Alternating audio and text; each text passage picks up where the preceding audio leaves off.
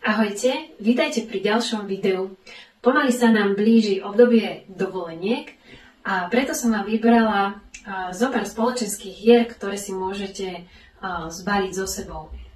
Poznáte to, ako balenie na dovolenku s deťmi vyzerá, či idete na 2 dní alebo na 2 týždne, berete skoro rovnaké množstvo vecí a posledné, čo chcete, je zapratať kufor vášho auta ešte 3 taškami s hračkami. Preto som vám vybrala zopár spoločenských hier, ktoré sú veľmi spratné, majú výborné balenie a ľahko ich teda schováte aj do malého detského batôžteka. Presvedčte sa spolu so mnou, koľko spoločenských hier sa zmestí do tohto malého ruksačika. Ako prvé by som vám rada ukázala tohto čierneho Petra. Ako vidíte, to balenie je pevné a teda sa nám nestane, že kartičky sa nám cestou pokrčia.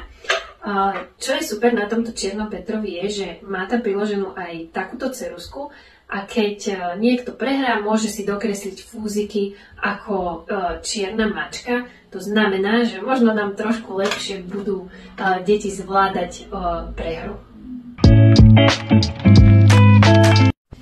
Ďalšiu hru som vám vybrala tieto šarády, alebo teda my to voláme pantomíma. Na kartičkách sú rôzne obrázky, dieťa si vybere obrázok a má to teda znázorniť bez slov, ostatní hádajú. My to nehráme ako súťaž, hráme to len tak, že sa jednoducho v ukazovaní striedame. Vnútri máte priložené aj hodinky, používajte ich iba vtedy, ak to dieťatko nestresuje, že to musí rýchlo ukazovať. Ak sa naozaj chcete iba zabaviť, tak ich kľudne v tej hre vynechajte. Táto hra Kto som je veľmi dobrá na rozvíjanie slovnej zásoby. Dieťa si nalepí na hlavu kartičku, nevie, čo na nej je a pomocou otázok sa snaží zistiť, čo na kartičke má.